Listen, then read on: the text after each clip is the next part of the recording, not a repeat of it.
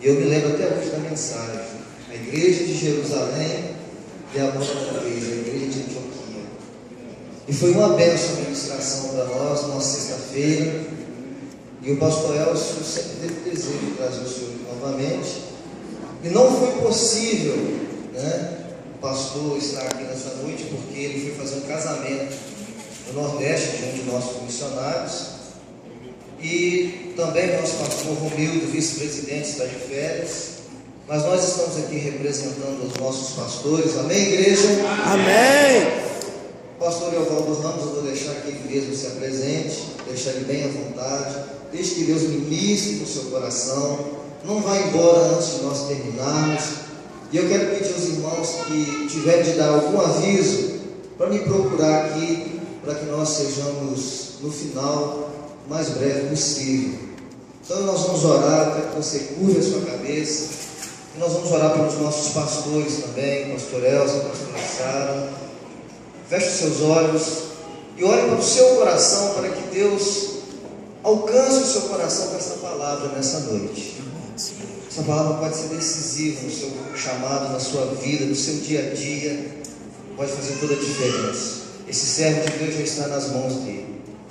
Pai, nós te agradecemos, Senhor, pela oportunidade de estarmos aqui te adorando, te bendizendo. Nós te agradecemos por cada louvor que foi cantado, pela alegria, pela tua presença, pela vida desses missionários que estão aqui, por este encontro de missionários. Te agradecemos pela vida do teu servo, pastor Evaldo Ramos, que o Senhor use de acordo com a sua vontade, o seu querer. Prepara o nosso coração para receber o sólido alimento, Senhor, nesta noite. Abençoa o nosso querido pastor Elcio, a pastora Sara. Abençoa o pastor Romildo, a irmã Rosa.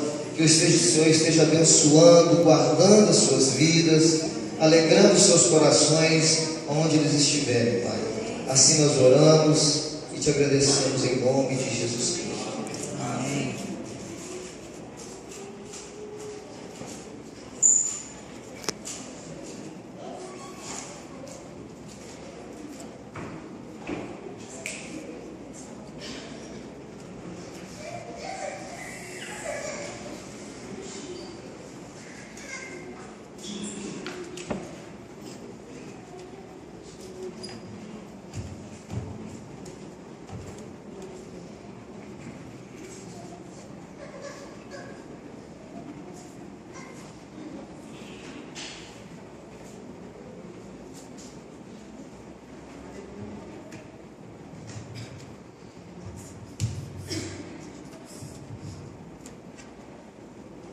Paz do Senhor, irmãos e irmãs.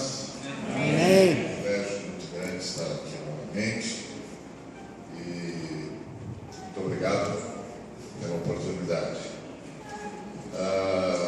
Nós somos a Kairos, eu presido a Missão Kairos. Agora, neste ano que passou, assumimos a presidência porque perdemos o nosso presidente, o pastor Valdemar, que em dezembro de 2014 foi recolhido pelo senhor, e então assumimos a presidência da Kairos.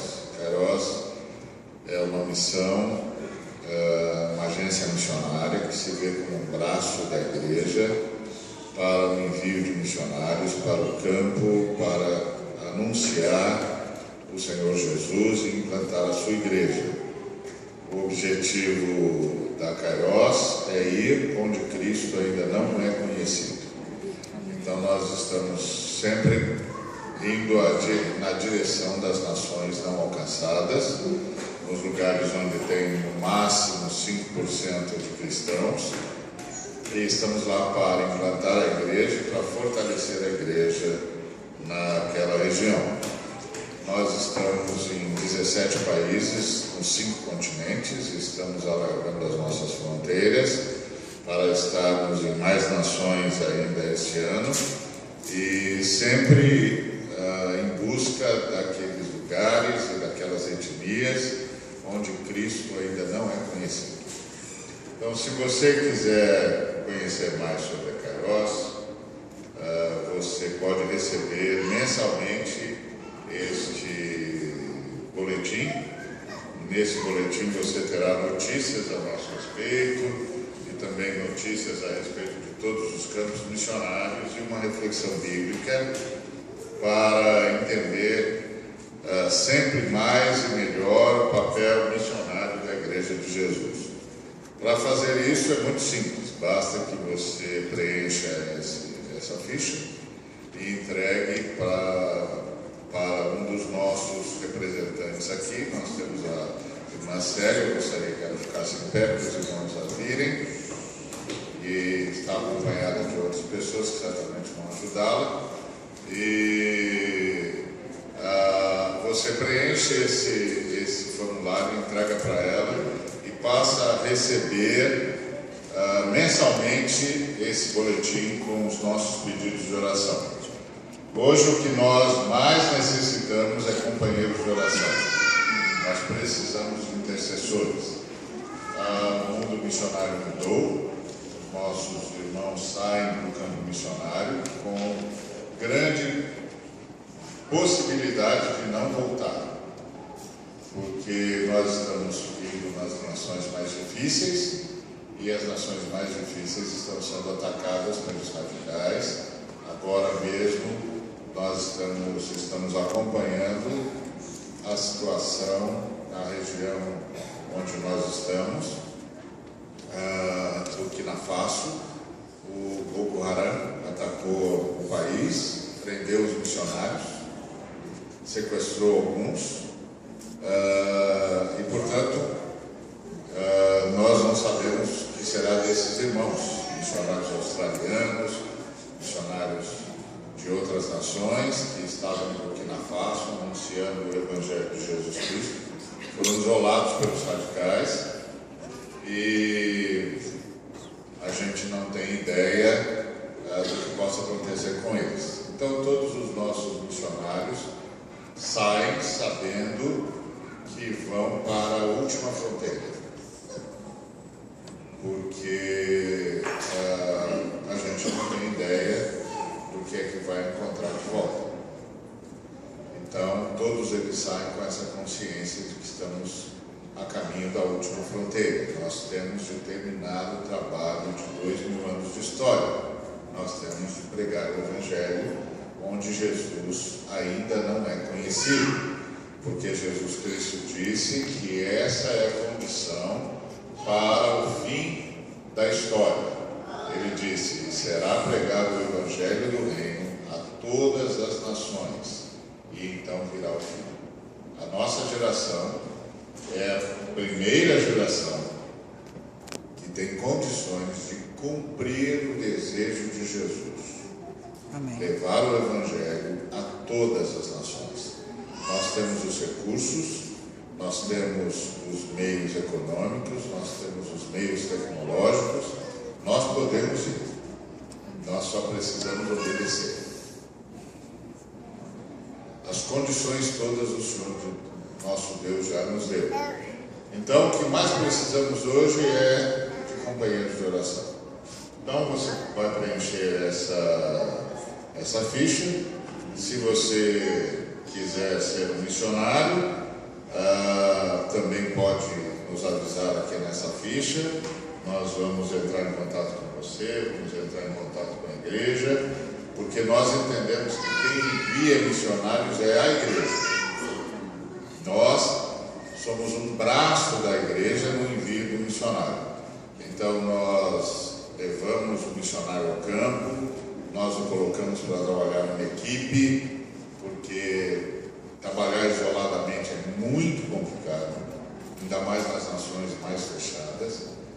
Então nós o colocamos para trabalhar em equipe, nós o ajudamos na execução do seu ministério, nós garantimos que ele está coberto, está protegido, qualquer necessidade nós estamos sempre a postos, e nós o pastoreamos juntamente com a igreja, para que ele não se sinta abandonado no campo e muito menos esquecido no campo. Então, isso é Kairos, uma missão com mais de 150 missionários nos 5 continentes, provavelmente a maior agência missionária, uma das maiores agências missionárias totalmente brasileiras. Então, nós estamos na linha de frente. Estamos levando o Evangelho onde Cristo ainda não é conhecido. Esse é o nosso lema. Além de vós, onde Cristo ainda não foi anunciado. Então, esse é um privilégio que o Senhor dá à sua igreja, o de levar o Evangelho a todas as pessoas. Eu gostaria de convidá-los e convidá-las para Atos dos Apóstolos, capítulo 1, versículo 8.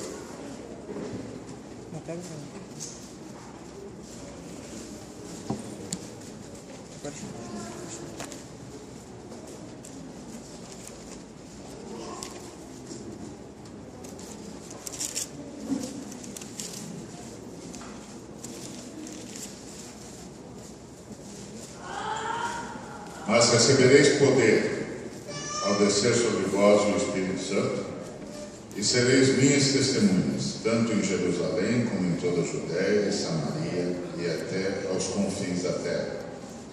Mas recebereis poder ao descer sobre vós o Espírito Santo, e sereis minhas testemunhas, tanto em Jerusalém como em toda a Judéia e Samaria e até aos confins da terra. Amém.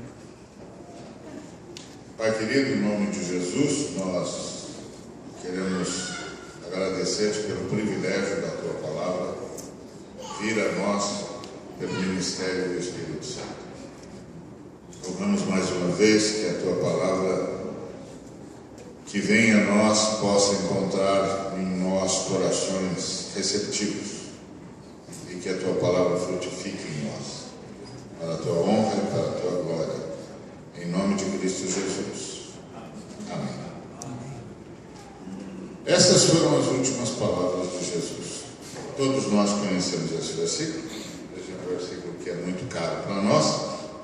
E a gente, então, precisa meditar na grande mensagem desse versículo. Esse versículo registra as últimas palavras de Jesus. Depois disso, Jesus foi elevado às alturas à vista dos seus discípulos e uma nuvem o encobriu dos seus olhos. Então, essa foi a última palavra que Jesus disse na terra.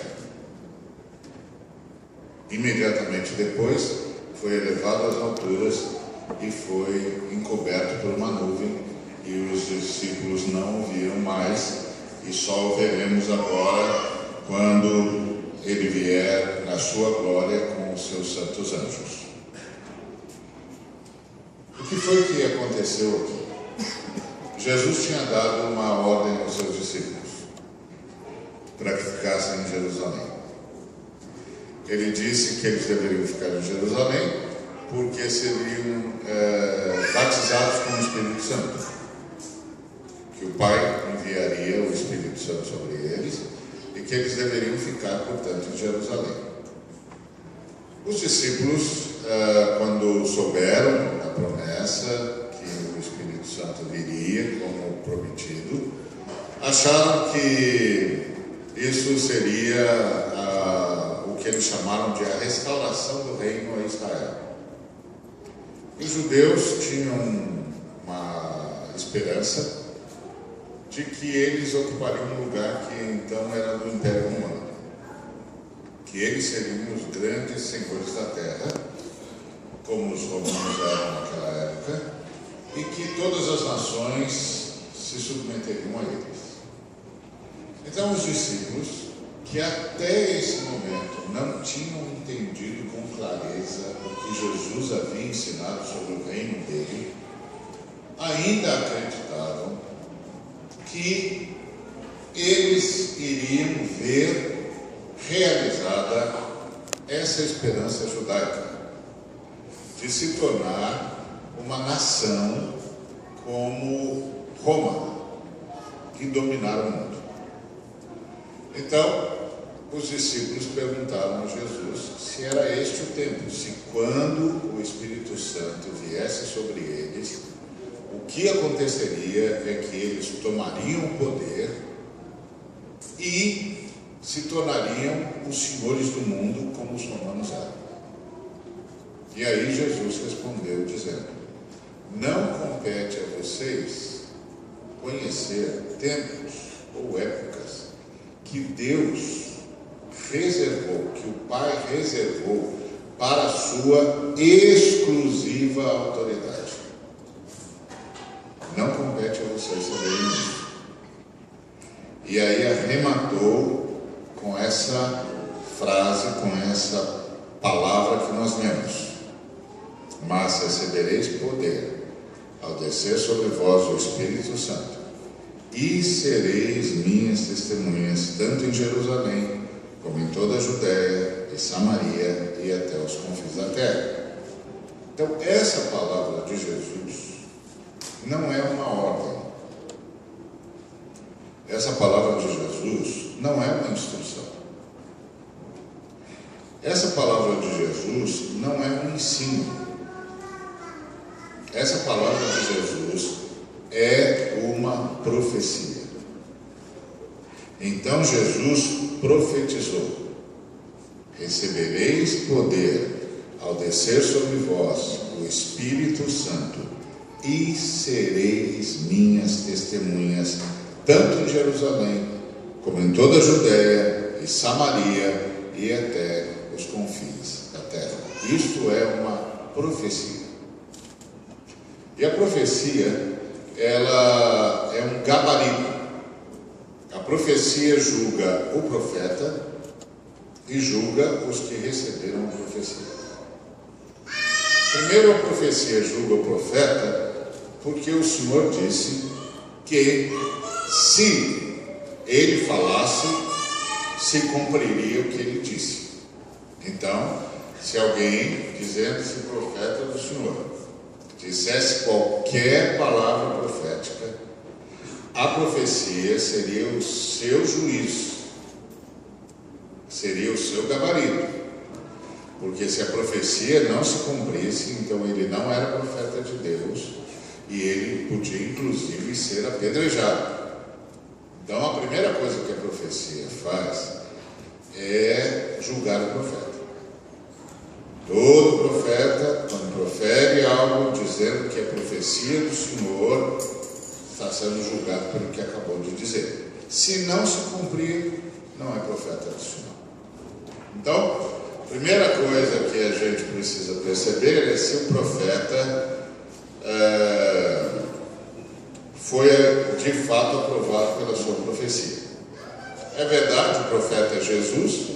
Jesus é verdadeiramente Deus e verdadeiramente homem, e, portanto, essa é uma questão que a gente nem deveria levantar, nem precisaria levantar.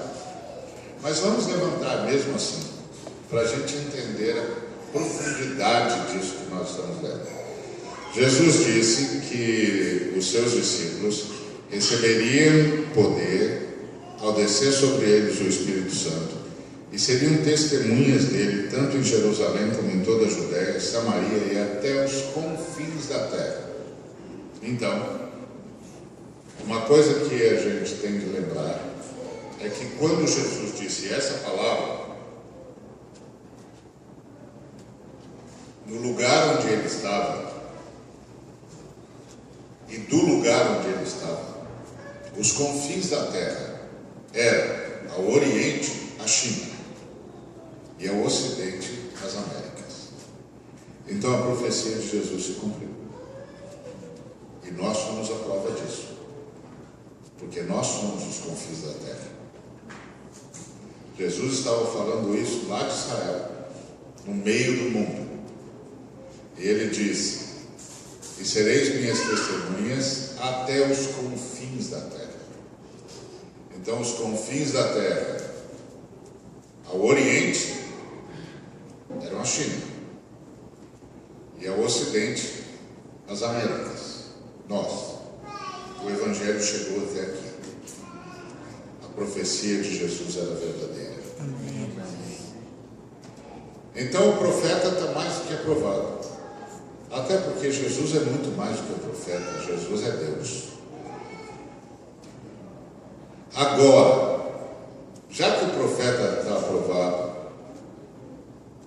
Agora precisamos ver se os que seguem o profeta estão aprovados. Por quê? Porque isso significa que todo aquele que segue a Jesus Cristo, verdadeiramente Deus e verdadeiramente homem, está alinhado nessa profecia. Ou seja, está fazendo missão. Se tem alguém que se diz seguidor de nosso Senhor e Salvador Jesus Cristo, verdadeiramente Deus e verdadeiramente homem, e não está envolvido em missão, então ele não está alinhado com a profecia.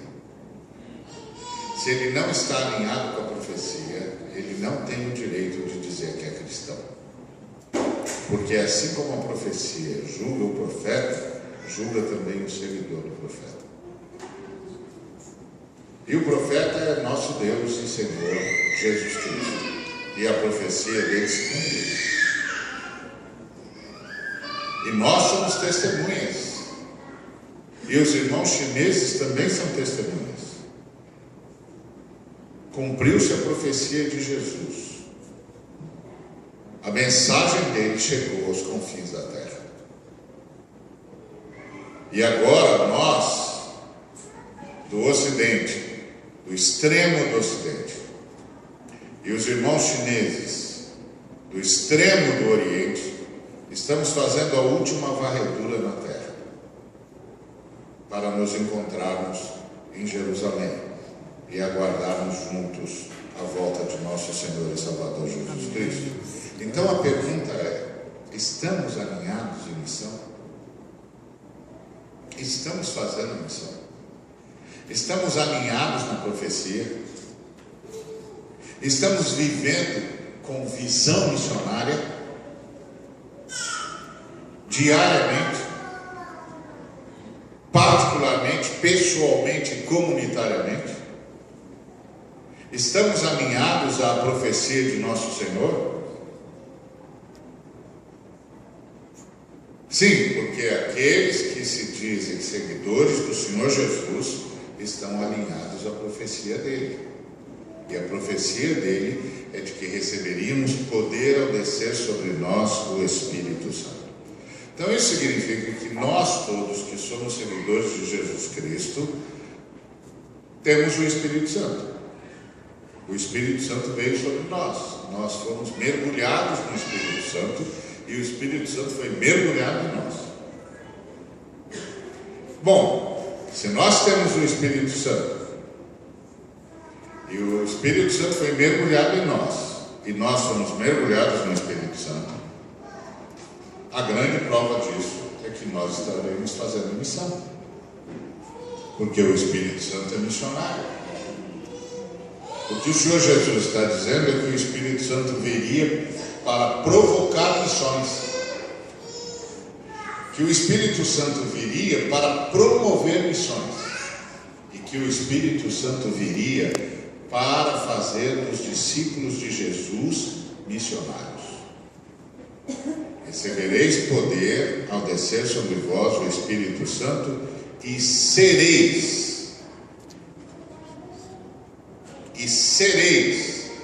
minhas testemunhas. Portanto, quando alguém diz que é seguidor de nosso Senhor e Salvador Jesus Cristo, que o adora como verdadeiramente Deus,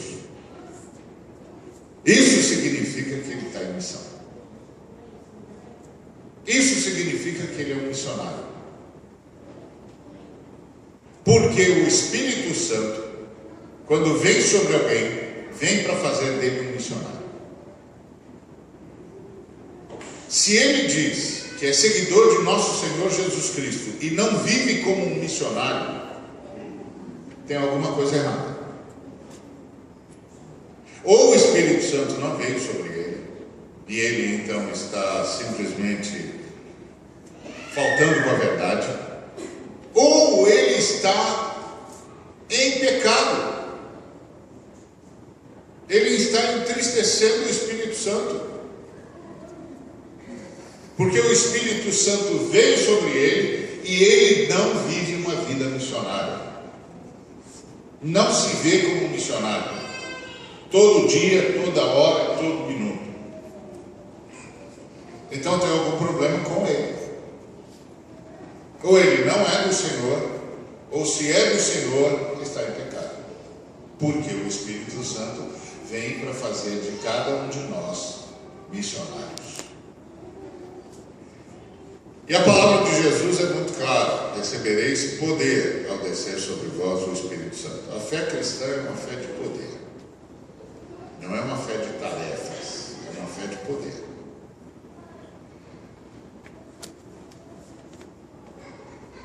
Qual o poder que o Espírito Santo nos conferiu? Primeiro, poder da ressurreição. Quando nós estávamos sem o Espírito Santo, nós estávamos mortos nos nossos delitos e nos nossos pecados. Mas aí nós entendemos a mensagem de Jesus, reconhecemos que estávamos mortos, entregamos a vida para Jesus e imediatamente o Espírito Santo veio sobre nós. E nós nascemos de novo. Nosso espírito ressuscitou. E agora nós estamos esperando a ressurreição do nosso corpo.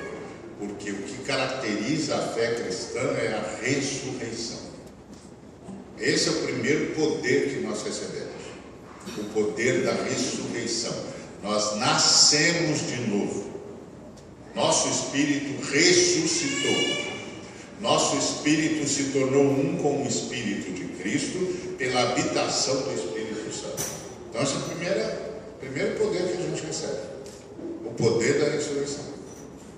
Inclusive é esse poder que nós ministramos, porque a fé cristã não é uma fé de tarefas. A fé cristã é uma fé de poder. Um jovem chegou para o pastor e disse: pastor, eu tenho um pecado moral na internet.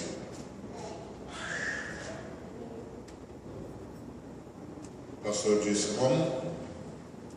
Eu tenho um pecado moral na internet.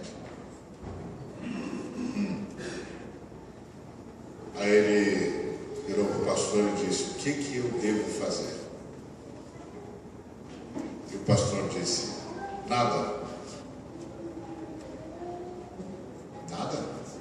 Nada? Disse o pastor: você não deve fazer nada.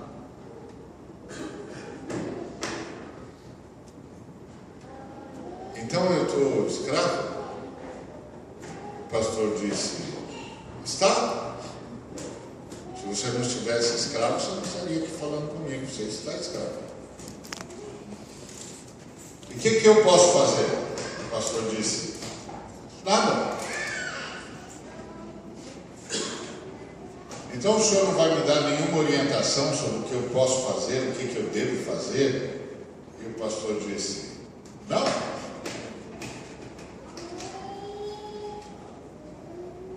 Por que, pastor? Aí o pastor disse para ele: você já tentou alguma coisa para resolver isso? Ele disse: já. E deu certo? Não. Então por que eu vou te dar mais tarefa? Você já tentou e não deu certo?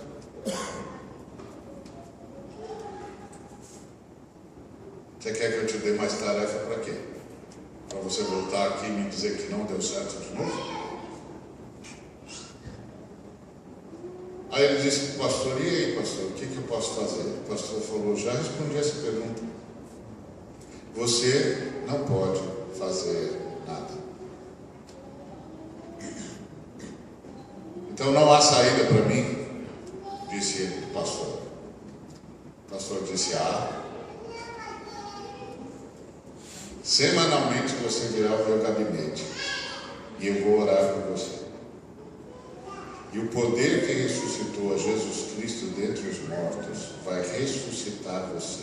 Amém. Vai libertar você. Aleluia. Isso é a fé cristã.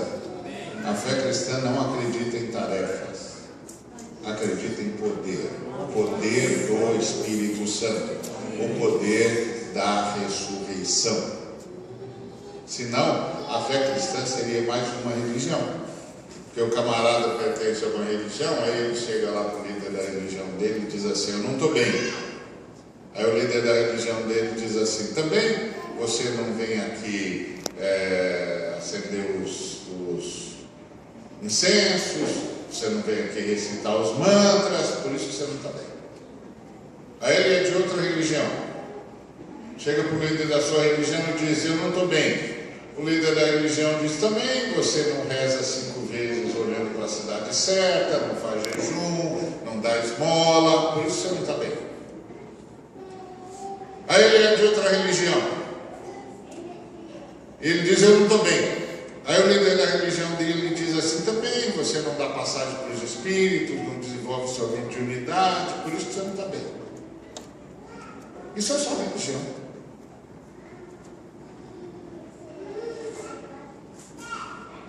Mas se alguém chega para um pastor e diz: eu não estou bem, o pastor diz: se ajoelha, eu vou orar por você. E o poder que ressuscitou a Jesus Cristo dentre os mortos vai ressuscitar você. Amém. Porque só o poder do Espírito Santo liberta. Tarefa não liberta, não. Tarefa não liberta, não. Só o poder do Espírito Santo liberta. Por isso nós intercedemos uns pelos outros. Você está com um problema? Você precisa pedir intercessão. O problema é que a gente não tem mais coragem de pedir intercessão, porque muitos dos nossos irmãos viraram fofoqueiros espirituais. Então, ao invés de eles orarem, eles espalham o problema que a gente tem. Então a gente não fala, porque senão o problema que era nosso vira problema para toda a vida, que era só conhecido por nós, fica conhecido pelo mundo todo. E o irmão orar, que é bom mesmo, não ora, mas só fala. E aí tem muitos irmãos nossos que estão escravizados pelo diabo, tentando escapar de uma amarra que só o Espírito Santo pode desatar. E aí não tem coragem de pedir ajuda, porque tem medo do que os irmãos vão fazer e do que os irmãos vão falar. E nós usamos muito mal a disciplina, porque a gente pensa que tem que disciplinar quem pecou. Não é verdade. A gente tem que disciplinar quem não se arrependeu, quem não pediu ajuda. Quem pede ajuda tem que ser ajudado, e é ajudado pelo poder da oração. Quando o camarada se ajoelha e os irmãos intercedem por ele, o poder da ressurreição atua. O poder da ressurreição atua com eficácia em nós. Que poder que atua com eficácia em nós? O poder que ressuscitou a Jesus Cristo dentre os mortos. É esse que atua em nós. Então, quando o Espírito Santo vem sobre nós, a primeira coisa que